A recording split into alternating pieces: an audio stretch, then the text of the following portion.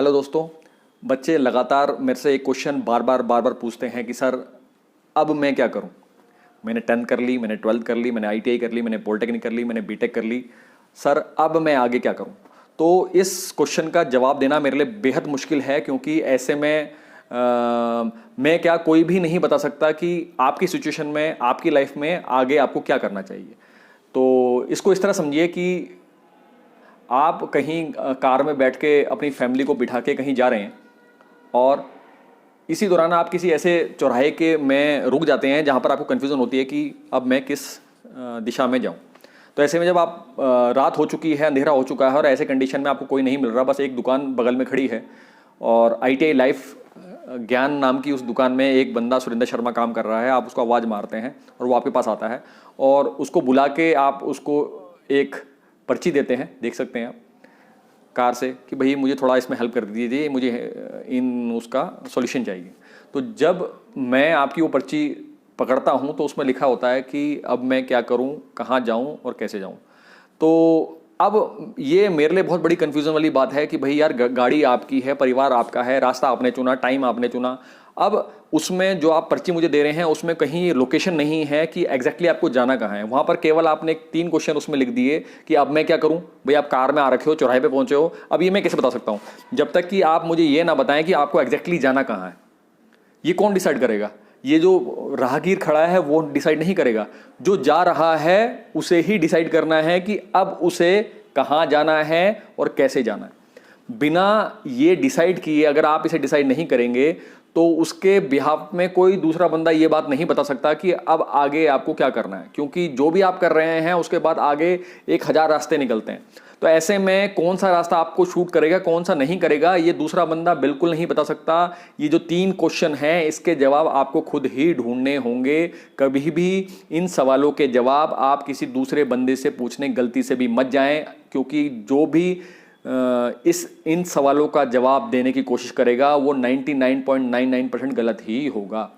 अब अगर आप कंफ्यूज हैं और ये डिसीजन खुद से नहीं ले पा रहे हैं तो ये कोई बहुत बुरी बात नहीं है। एक समय सबके साथ ऐसी कंफ्यूजन रहती है, तो बेटर है आप इस पे काम करें, लगातार अपने आप से सवाल करें और जब तक इन सवालों के जवाब आपको खुद ना मिल जाएं तब तक कहीं पर जाने की जल्दबाजी ना करें, पड़ोसी की देखा देखी करने की कोशिश ना करें। तो ये जो सिचुएशन आपके सामने है कि 36 रास्ते आपके सामने हैं और आप डिसीजन नहीं ले पा रहे हैं, तो लगातार क्वेश्चन करना शुरू कर दीजिए अपने आप से, ताकि आपको जवाब मिलने शुरू हो जाए। और एक चीज़ कंफर्म मानिए कि अगर आप लगातार अपने आप से क्वेश्चन पूछना शुरू कर दें तो उसके जवाब भी थोड़े समय बाद मिलना शुरू अपने आप हो जाते हैं। कुल मिला के 3 क्वेश्चन कि आपको कहाँ जाना है, कैसे जाना है और कौन ले जाएगा, यानी किसकी मेंटरशिप में आप जाएंगे, इन तीनों क्वेश्चनों के जवाब आपको खुद ही ढूंढने होंगे और बिना किसी की हेल्प के ढूंढने होंगे। अगर ये काम आप कामयाबी से कर लें तो फिर आगे की चीज़ें बहुत सरल हो जाती है। आपको बार बार राहगीरों से रुक कर पूछना नहीं पड़ता कि भाई अब मैं आगे क्या करूं। ठीक है, तो जो पहला क्वेश्चन है कहाँ जाना है, आपको कहाँ जाना है, इसमें थोड़ी सी मैं आपकी हेल्प कर सकता हूँ। अगर आप स्क्रीन में देखें कि जिस दिन आप पैदा हुए थे तब से आपकी एक लाइफ की जर्नी स्टार्ट हो गई। जो आपकी लाइफ है सबसे बड़ी जर्नी यही है। तो आप पैदा हुए, फिर धीरे धीरे बड़े हो रहे हैं, आज जो भी आपकी एज है आप उस लाइफ में उस स्टेज पे पहुंच चुके हैं। और अगर मैं कहूं कि ये जो स्टेज है ये हर एक इंसान की आखिरी सीढ़ी है, आखिरी स्टेप है जिसमें हर एक को जाना ही होगा। अब चाहे आप इसको लास्ट स्टेप कर लें किसी का या इसको, तो कुल मिला के हमारी लाइफ का लास्ट स्टेप यही होता है। तो जो ये 3 सवाल थे, कहाँ जाना है उसका जवाब मैं आपको दे चुका हूँ कि सबसे लाइफ का सबसे बड़ा जो कहाँ जाना है वो यहीं जाना होता है। अब सवाल जो दूसरा है कि भाई कैसे जाना है और कौन लेके जाएगा, इसका जवाब आपको देखना पड़ेगा। कहने का मतलब ये है कि एट लास्ट लाइफ में जो लास्ट पॉइंट है तो मैंने आपको दिखा दिया। अब सवाल है कि इस दौरान जो ये जर्नी आपने कंप्लीट करनी है ये किस तरह के कामों को करके करनी है, ये आपने जरूर सोचना है। क्योंकि ये जो पूरी लाइफ है आपकी, इस लास्ट स्टेज पहुंचने तक आपको किसी न किसी रास्ते पे चलते हुए ही पहुंचना पड़ेगा। ऐसे में अगर आपको अपने रास्ते से प्यार है, यानी कि जो डेली आप कर्म करते हैं, जो डेली प्रयास करते हैं पाने का, कुछ एफर्ट करते हैं, कुछ सीखते हैं, यही लाइफ में सबसे ज़्यादा अहमियत रखता है। यानी कि पर डे की लाइफ में आप क्या डिसीजन ले रहे हैं और पर डे की लाइफ में आप क्या वर्क कर रहे हैं, यही सबसे ज़्यादा मेन चीज़ है। ये चीज़ आपको समझनी होगी। तो अगर आप देख सकते हैं किसी को लाइफ में बहुत रिस्की काम करने पसंद होते हैं, थोड़े टफ रास्तों पे चलना पसंद होता है, जैसा कि आप देख सकते हैं, या फिर किसी को पहाड़ों की खूबसूरती पसंद है, वो पहाड़ी रास्तों में चलना पसंद करते हैं, रिस्की भी है और साथ में सुंदरता भी है, तो मैं भी इन्हीं दो कैटेगरी में आता हूँ।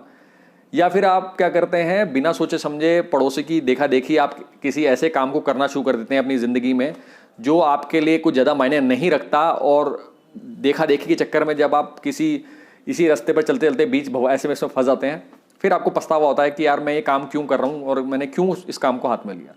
तो आपकी भी कंडीशन ऐसी ना हो जाए, तो इसके लिए बेटर है आपको शुरू में ही इन 3 सवालों के अच्छे से जवाब आपको क्लियर पता होने चाहिए। और कहाँ जाना है मैं आपको बता चुका हूँ। तो कुल मिला के जो क्वेश्चन नंबर जो दूसरा सवाल है कैसे जाना है, इसका जवाब आपको खुद देखना पड़ेगा। इसके अलावा कौन लेके जाएगा, किसकी मेंटरशिप में जाएंगे, यहाँ से आपको सॉल्यूशन मिल सकता है। तो ओवरऑल जो मेरा काम है आपको गाइड करना है। मैं ये कभी नहीं कहूँगा कि आप ये कर लें या फिर वो कर लें, आपके ये बेस्ट रहेगा, आपके लिए वो बेस्ट रहेगा। मैं बिल्कुल नहीं बता सकता, कोई भी समझदार व्यक्ति नहीं बताएगा इस बात को, क्योंकि आपकी पूरी लाइफ की सिचुएशन, आपकी स्ट्रेंथ, आपकी वीकनेस किसी एक इंसान को, किसी ऐसे इंसान जो आपसे बहुत दूर बैठा है उसको पता होना असंभव है। ऐसे में मैं केवल क्या कर सकता हूं कि अगर आपने कोई डिसाइड कर रखा है, आप एग्जैक्टली पूछेंगे कि सर आईटीआई बेस्ट तरीके से कैसे करें, पॉलिटेक्निक बेस्ट तरीके से कैसे करें, बीटेक बेस्ट तरीके से कैसे करें, या फिर अच्छी सैलरी कैसे पाएं इनको करते हुए, ऐसे सवालों के जवाब मैं दे दूंगा जहां पर आपका जो समय है वो बच जाए, जल्दी ही आप उस टारगेट में पहुंच पाएं जो आपने अपने लिए चुना है। लेकिन आप ये उम्मीद करें कि मैं आपको बेस्ट रास्ता बता पाऊं, ये पॉसिबल नहीं है। तो ओवरऑल मेरा कहना है कि जब भी आप इन शुरू के 3 सवालों के जवाब सोचें, ढूंढें, तो ऐसे में सबसे पहला काम आपको क्या करना है कि क्योंकि आपकी जो लाइफ है आपको एक बार मिल रही है, ऐसे में जो भी अपना मकसद बनाएं, जो गोल बनाएं, बहुत बड़ा बनाएं। बिना ये सोचे कि आप आज कहाँ पर है, आपको मिलेगा नहीं मिलेगा, उसकी टेंशन छोड़ें। और सबसे पहला काम ये करें कि जो भी आप अपनी लाइफ का जो गोल बना रहे हैं उसको बहुत बड़ा बनाएं, ताकि उस पर काम करने में भी आपके लिए एक्साइटमेंट रहे।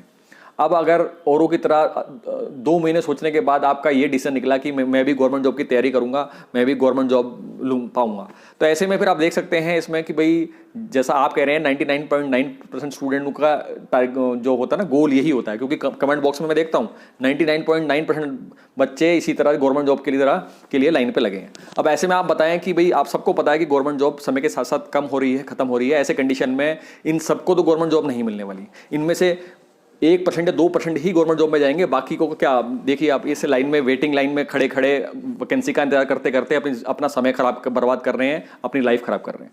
तो ये इस गोल को छोड़ के और गोल को देखें, क्योंकि इसकी सारी कंट्रोलिंग आपके हाथ में नहीं है। ये जो गोल बनाएंगे, ये अगर आप गवर्नमेंट जॉब आपका मकसद अब बना के बैठे हैं तो ये मान के चलिए इसकी पूरी कंट्रोलिंग आपके हाथ में नहीं है, दूसरों के हाथ में बहुत ज़्यादा डिपेंड करता है। और अब समय के साथ साथ वो और ज़्यादा वैकेंसीज कम हो रही हैं, इसीलिए इस तरह से लोगों सबकी तरह आप भी गवर्नमेंट जॉब का अगर ड्रीम बना के बैठे हैं, जो कि बहुत छोटा ड्रीम है और उसमें इतने ज़्यादा लोग लगे हैं कि अब उसकी एक तरह से उसकी वैल्यू ही खत्म हो चुकी है। तो मेरी एडवाइस यही रहेगी, अगर आप वाकई में मेरी वीडियोस को सीरियसली देखते हैं और आपको लगता है कि भाई कुछ काम की बात मैं आपसे करता हूं, तो मेरा यही कहना है कि गवर्नमेंट जॉब को साइड में फेंको।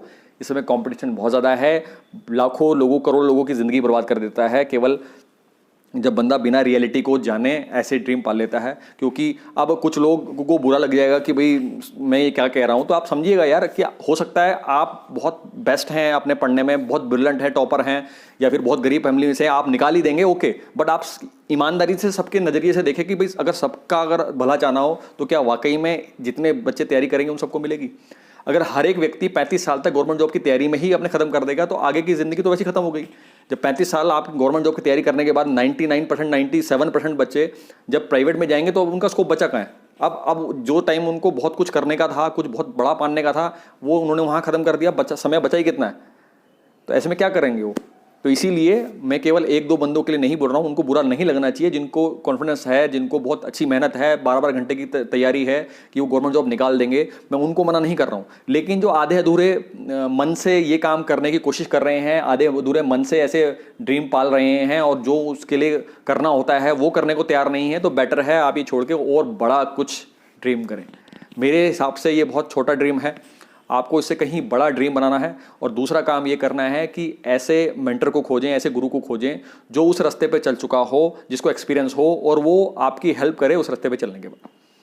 तो अगर ऐसा गुरु आपको मिल जाए जो आपको गाइड करे उस बड़े ड्रीम को पाने में, तो फिर आपको क्या करना है, अपना गोल बनाना है, अपने गुरु के शरण में जाना है, उसकी बातें माननी है और फिर लगातार तेजी से एक्शन लेने शुरू कर देने। तो कुल मिला के बहुत सिंपल 3 स्टेप हैं। बहुत बड़ा ड्रीम बनाएं, फिर उसी हिसाब से एक गुरु को खोजें, उसकी मेंटरशिप में जाएं, और तीसरा फिर तेजी से एक्शन लेना शुरू कर दें, जो गुरु कह रहा है आंख बंद करके वो माने। इसके अलावा अगर आप मेरे चैनल पर नए हैं तो प्लीज़ इस चैनल को जरूर सब्सक्राइब कीजिए और जो वो लाल घंटी है उसके कान खड़े कर दीजिए, क्योंकि इस तरह की वीडियोस भी मैं अपने चैनल में लेके आता रहता हूँ। तो फिलहाल इस वीडियो में इतना ही। नेक्स्ट वीडियो में नेक्स्ट टॉपिक के साथ फिर मुलाकात होगी। नमस्कार।